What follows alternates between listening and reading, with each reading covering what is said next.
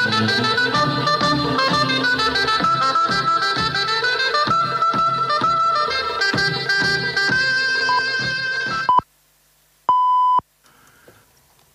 9 மணி. இலங்கை ஒலிபரப்பு கூட்டுத்தாபனம் செய்திகள். செய்தி ஆசிரியர் ஜுனைட் எம் ஹாரிஸ், வாசிப்பவர் ஆர் சந்திரமோகன். உயிர்த்த ஞாயிறு தாக்குதல் தொடர்பில் கைது செய்யப்பட்ட சட்டத்தரணி ஹிஜாஸ் இஸ்புல்லா மார்ச் 3 வரை விளக்கமறியலில். அரச நிறுவனங்களில் லஞ்சம் பெறுவதை தடுக்கும் நோக்கில் திடீர் சுற்றி வளைப்புகள்.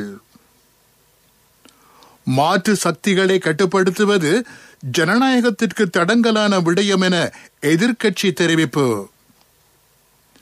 நாட்டின் கோவிட் தொற்றாளர்களின் எண்ணிக்கை 80,000 அண்மித்துள்ளது. பொது கூட்டங்கள், திருமணம் மற்றும் இறுதிக்கிரியை நிகழ்வுகளுக்காக விதிக்கப்பட்டுள்ள சட்டங்களை கடுமையாக்க ஏற்பாடு. இன்றைய தினமும் உலகம் முழுவதிலும் சுமார் 1,00,000 கோவிட் தொற்றாளர்கள் பதிவு. உயிர்த்த ஞாயிறு தாக்குதல் தொடர்பில் கைது செய்யப்பட்ட சட்டத்தரணி ஹிஜாஸ் இஸ்புல்லா மார்ச் 3 வரை மீண்டும் விளக்கமறியலில் வைக்கப்பட்டுள்ளார். இன்று மாலை கோட்டை மஜிஸ்ட்ரேட் நீதவான் பிரியந்த லியனகே இந்த உத்தரவை பிறப்பித்தார். இவருடன் பாடசாலை அதிபர் ஒருவரும் விளக்கமறியலில் வைக்கப்பட்டுள்ளார். உயிர்த்த ஞாயிறு தாக்குதலுடன் சம்பந்தப்பட்ட பயங்கரவாதிகளுடன் நெருக்கமான உறவுகளை வைத்திருந்தவை புத்தளம் பிரதேசத்தில் மதரசா பாடசாலை ஒன்றில் அடிப்படைவாத சிந்தனைகளை போதித்தமை போன்ற குற்றச்சாட்டுகள் இவர் மீது முன்வைக்கப்பட்டுள்ளன. சுமார் 10 மாதங்களாக தடுப்பு காவல் உத்தரவின் அடிப்படையில் குற்றப்புலனாய்வு திணைக்களத்தின் கண்காணிப்பில் உள்ள சட்டத்தரணி ஹிஜாஸ் இஸ்புல்லாவை நீதிமன்றத்தில் ஆஜர்படுத்துமாறு சட்டமா அதிபர் நேற்று படிப்புரை வழங்கியமை இங்கு குறிப்பிடத்தக்கது. திணைக்களம், கூட்டுத்தாபனம் உள்ளிட்ட அரசு நிறுவனங்களில் லஞ்சம் பெறுவோரை கைது செய்வதற்கான திடீர் சுற்றி வளைப்புகள் மேற்கொள்ளப்படும் என லஞ்ச ஊழல் ஆணைக்குழு தெரிவித்துள்ளது. கொழும்பு மற்றும் அதனை அண்டியுள்ள பிரதேசங்களில் அமைந்திருக்கும் அரச நிறுவனங்களில் மாத்திரமன்றி நாட்டின் அனைத்து பிரதேசங்களையும் உள்ளடக்கும் வகையில் இந்த நடவடிக்கை மேற்கொள்ளப்படும் என்று ஆணைக்குழுவின் விசாரணை பணிப்பாளர் சிரேஷ்ட போலீஸ் அத்தியட்சகர் திருமதி பத்மினி வீரசூரிய தேசிய வானொலிக்கு தெரிவித்தார். லஞ்சம் மற்றும் ஊழலுக்கு எதிராக மக்கள் செயற்பட வேண்டும் என்றும் அவர் குறிப்பிட்டார். அரசியல் அமைப்பின் சுயாதீன தன்மைக்கு அழுத்தம் கொடுக்க கூடாது என ஐக்கிய மக்கள் சக்தியின் பொதுச் செயலாளர் பாராளுமன்ற உறுப்பினர் ரஞ்சித் மத்தும பண்டார தெரிவித்துள்ளார். நீதிமன்றத்தின் சுதந்திரம் பாதுகாக்கப்பட வேண்டும். ஆணைக்குழுக்கள் சுயாதீனமாக இயங்குவது காலத்தின் தேவையாகும். நாட்டின் பொருளாதாரத்தை பலப்படுத்துவதற்கு தற்போதைய அரசாங்கத்திடம் சரியான வேலை திட்டம் இல்லை. இலங்கை தொடர்பில் சர்வதேச நாடுகள் அதிருப்தி வெளியிட்டு வருகின்றன. மாற்று சக்திகளை கட்டுப்படுத்துவது ஜனநாயகத்திற்கு தடங்கலான விடயமாகும் என அவர் கொழும்பில் இடம்பெற்ற செய்தியாளர் மாநாட்டில் தெரிவித்தார். நியாயமான செயற்பாடுகள் முன்னெடுக்கப்பட வேண்டும் என இந்த செய்தியாளர் மாநாட்டில் உரையாற்றிய ஸ்ரீலங்கா முஸ்லிம் காங்கிரசின் தலைவர் பாராளுமன்ற உறுப்பினர் ரவுஃப் ஹக்கீம் தெரிவித்தார். மினுவாங்கோட, பாலியகோட மற்றும் சிறைச்சாலை கோவிட் கொத்தணியின் மொத்த எண்ணிக்கை 74,128 அதிகரித்துள்ளது. இன்றைய தினம் பாலியகோட கோவிட் கொத்தணியில் 258 தொற்றாளர்கள் பதிவாகியுள்ளனர். இலங்கையில் இதுவரை 78,164 கோவிட் தொற்றாளர்கள் இனங்காணப்பட்டுள்ளனர். 422 கோவிட் மரணங்கள் பதிவாகியுள்ளன. பொதுக்கூட்டங்கள், திருமணங்கள் மற்றும் இறுதிக்கிரிய நிகழ்வுகளுக்காக விதிக்கப்பட்டுள்ள சட்டங்களை கடுமையாக்குவதற்கு நடவடிக்கை எடுப்பதாக பொது சுகாதார பரிசோதகர்கள் சங்கத்தின் தலைவர் உபுல் ரோஹன தெரிவித்துள்ளார். தனிமைப்படுத்தல் சட்டத்தை மீறி போக்குவரத்து சேவையில் ஈடுபடுவோருக்கு எதிராகவும் சட்டம் கடுமையாக்கப்படும். மேல் மாகாணம் தவிர்ந்த ஏனைய பிரதேசங்களில் பாடசாலைகள் திறக்கப்பட்டுள்ளன. இதற்கான ஒழுங்கு விதிகள் முறையாக முன்னெடுக்கப்படுவதாக அவர் குறிப்பிட்டுள்ளார். கோவிட்-19 தொற்றை கட்டுப்படுத்துவதற்கு மக்களின் ஆதரவு அவசியம் என திரு உபுல் ரோஹன வலியுறுத்தியுள்ளார். நாட்டின் சிறைச்சாலைகளை அண்டியதாக 8 கோவிட் தொற்றாளர்கள் இன்று இனங்காணப்பட்டதாக சிறைச்சாலைகள் ஆணையாளர் சந்தன ஏகநாயக்க தெரிவித்துள்ளார். இதன்படி சிறைச்சாலை கோவிட் கொத்தரியின் மொத்த எண்ணிக்கை 4725 ஆகும். இவர்களில் 23 உத்தியோகஸ்தர்களும் 150 கைதிகளும் தற்போது வைத்தியசாலைகளில் சிகிச்சை பெற்று வருவதாக திரு ஏகநாயக்க குறிப்பிட்டார். கூடுதலான கோவிட் தொற்றாளர்கள் வெலிக்கட சிறைச்சாலையில் பதிவாகியுள்ளனர். அங்கு 907 தொற்றாளர்கள் இதுவரை அடையாளம் காணப்பட்டுள்ளனர். நீங்கள் கேட்டுக்கொண்டிருப்பது இலங்கை ஒலிபரப்பு கூட்டுத்தாபனத்தின் செய்திகள். HTFC Smart Goals குறுகிய காலத்தில் பெரிய பெரிய டார்கெட்டுகள்.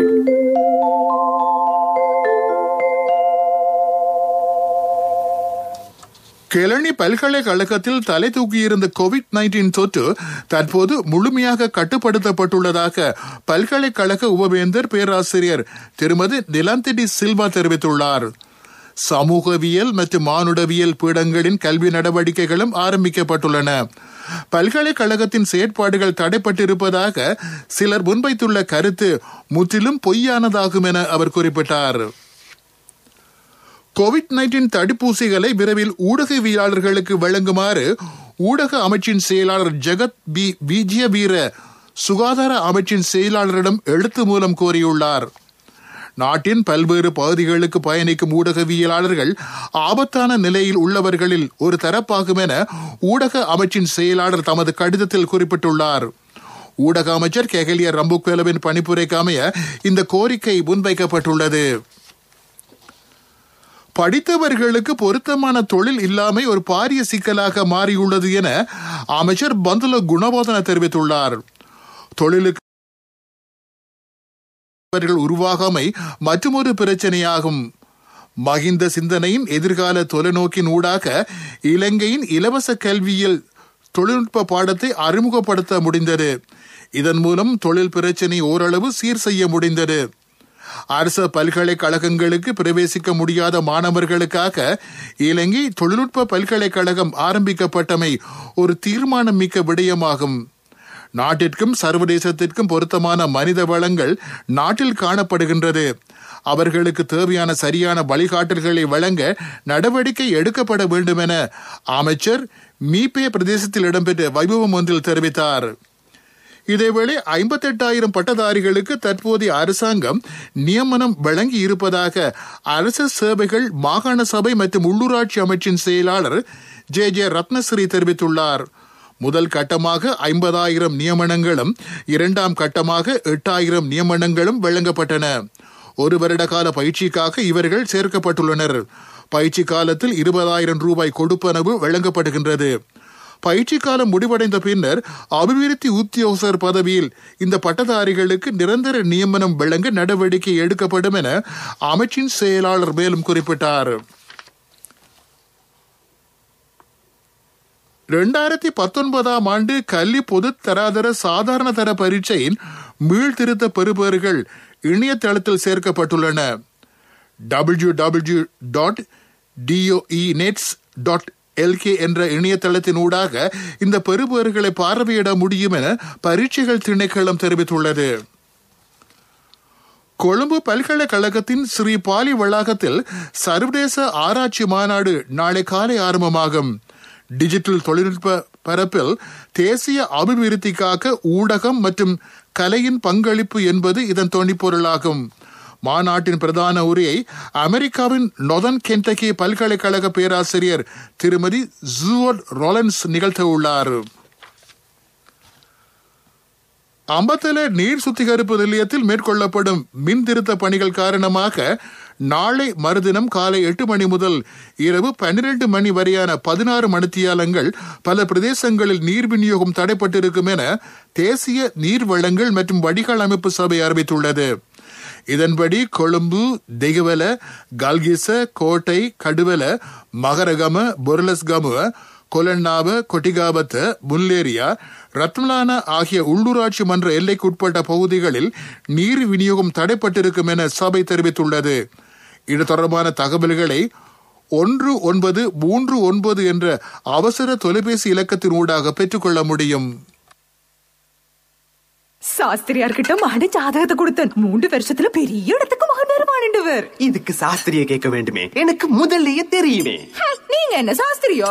மகண்ட எதிர்காலத்தை நினைச்சு HDFC ஸ்மார்ட் கோல்ஸ் கணக்கொண்ட திறக்கும் போதே எனக்கு தெரியும். பிள்ளைகளின் எதிர்காலத்தை நினைத்து சிந்தித்துக் கொண்டிராமல் HDFC ஸ்மார்ட் கோல்ஸ் கணக்கொண்டை திறந்து 3 வருடங்களில் அவர்களின் பட்டப்படிப்புக்கு வழி செய்யுங்கள். மேலதிக தகவல்களுக்கு அழையுங்கள் 2356-888. நான் HDFCக்கு போனது சாஸ்திரி சொல்ல இல்லையோ.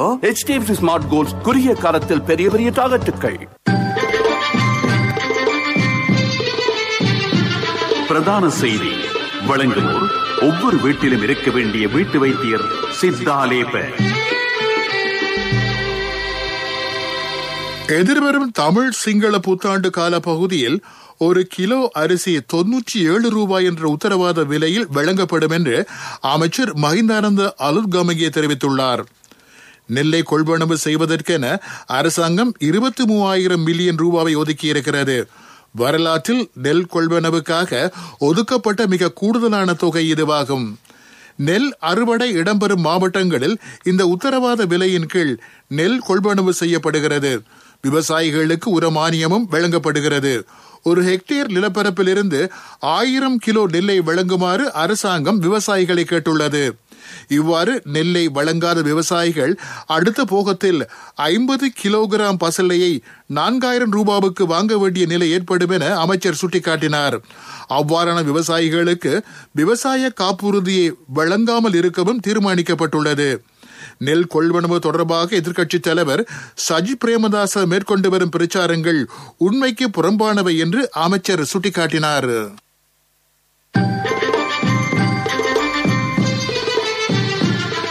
பிரதான செய்தி வழங்கியோர் ஒவ்வொரு வீட்டிலும் இருக்க வேண்டிய வீட்டு வைத்தியர் சித்தாலேப.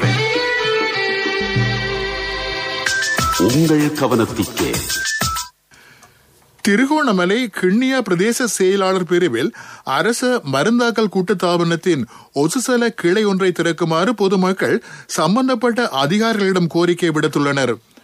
இங்குள்ள நோயாளர்கள் வைத்தியசாலையில் வைத்தியர்களினால் பரிந்துரைக்கின்ற தரமான உரிய மருந்து பொருட்களை நியாய விலையில் கொள்வனவு செய்வதில் பெரும் சிரமங்களை எதிர்கொள்வதாக பிராந்திய செய்தியாளர் குறிப்பிட்டுள்ளார். தாம் முக்கியமான மருந்து பொருட்களை மட்டக்களப்பு, கொழும்பு, குருநாகல் உள்ளிட்ட வெளி மாவட்டங்களுக்கு சென்று வாங்க வேண்டியுள்ளதாக நோயாளர்கள் கவலை தெரிவிக்கின்றனர். பீப்பிள்ஸ் லீசிங் லீசிங் புரட்சியுடன் இணையுங்கள். மகத்தான வட்டி குறைப்புடன் இணையற்ற லீசிங் தவணைகள். விவரங்களுக்கு அருகில் உள்ள பீப்பிள்ஸ் லீசிங் கிளைக்கு வாருங்கள் அல்லது அலைங்கள் 011-206-300. பீப்பிள்ஸ் லீசிங், நம்பிக்கையின் முதல்வன். உலகச் செய்திகள் அனுசரணை வழங்குவோர் பீப்பிள்ஸ் லீசிங், நம்பிக்கையின் முதல்வன். உலகம் முழுவதிலும் கொரோனா தொற்றாளர்களின் எண்ணிக்கை 11,05,50,000 தாண்டியுள்ளது. 8,54,000 மேற்பட்டவர்கள் குணமடைந்துள்ளனர். 24,43,000 மேற்பட்ட கோவிட் மரணங்கள் பதிவாகியுள்ளன. கடந்த 24 மணித்தியாலங்களில் 1,26,000 மேற்பட்ட தொற்றாளர்கள் பதிவாகியுள்ளனர். 3,400 மேற்பட்ட மரணங்கள் பதிவாகியுள்ளன. 2015 ஆண்டு மேற்கொள்ளப்பட்ட ஈரான் அணுசக்தி ஒப்பந்தத்தை எவ்வாறு புதுப்பித்து கொள்வது குறித்து ஐரோப்பிய மற்றும் அமெரிக்க நாடுகளின் உயர் ராஜதந்திரிகள் கலந்துரையாட உள்ளனர். பிரான்ஸ் வெளிவிவகார அமைச்சர் ஜீன் வெஸ் லீ ட்ரென் ஜெர்மன் மற்றும் பிரித்தானிய வெளிவிவகார அமைச்சர்களையும் அமெரிக்க ராஜாங்க செயலாளர் ஆண்டனி பிளிங்கனையும் எதிர்வரும் வியாழக்கிழமை வீடியோ கான்பரன்ஸ் வாயிலாக தொடர்பு கொண்டு கலந்துரையாட உள்ளதாக பிரான்ஸ் வெளிவிவகார அமைச்சு தெரிவித்துள்ளது. எதிர்வரும் 21ஆம் திகதிக்குள் முன்னாள் ஜனாதிபதி டொனால்டு டிரம்பினால் 2018 ஆண்டு விதிக்கப்பட்ட தடைகளை அமெரிக்கா நீக்கிக் கொள்ளாவிட்டால் ஐக்கிய நாடுகளின் அணுசக்தி முகவர் அமைப்பு மேற்கொள்ளும் கண்காணிப்புகளை கட்டுப்படுத்துவதற்கு ஈரான் திட்டமிட்டுள்ளது.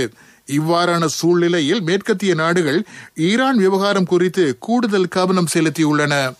உலகச் செய்திகள் கேட்டீர்கள். பீப்பிள்ஸ் லீசிங் லீசிங் புரட்சியுடன் இணையுங்கள். மகத்தான வட்டி குறைப்புடன் இணையற்ற லீசிங் தவணைகள். விவரங்களுக்கு அருகில் உள்ள பீப்பிள்ஸ் லீசிங் கிளைக்கு வாருங்கள் அல்லது அலைங்கள் 011-206-300. பீப்பிள்ஸ் லீசிங், நம்பிக்கையின் முதல்வன். அபிவிருத்தி செய்திகள்.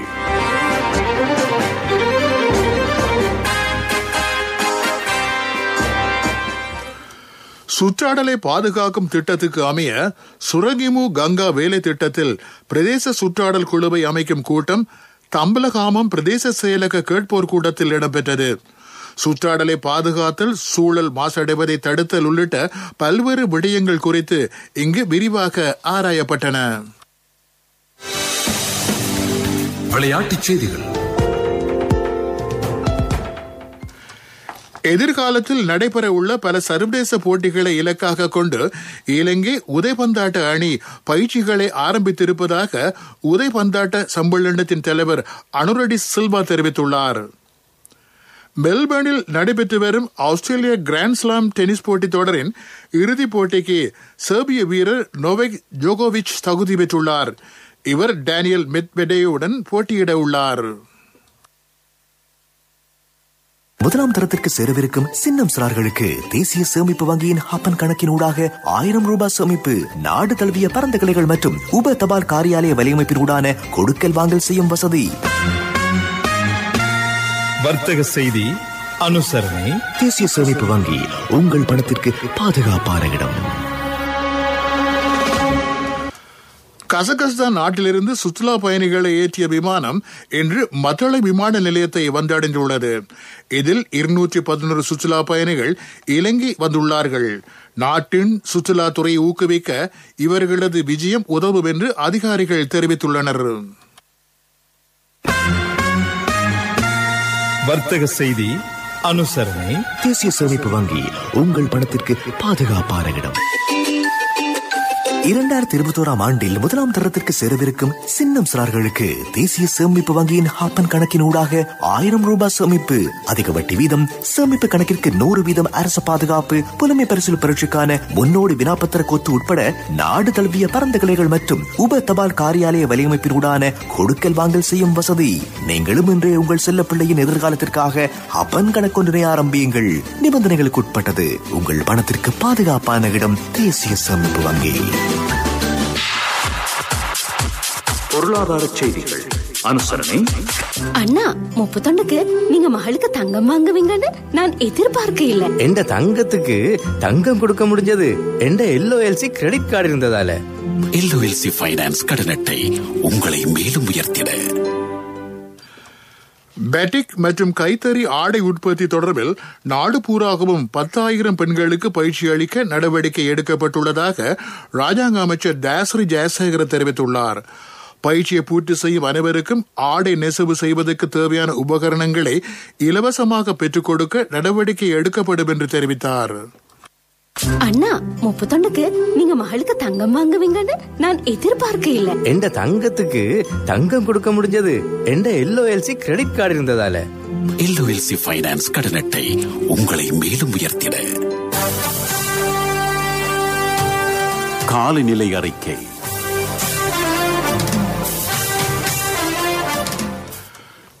நாட்டின் பெரும்பாலான இடங்களில் தற்போது சீரான காலநிலை நிலவுவதாக வளிமண்டலவியல் திணைக்களம் அறிவித்துள்ளது.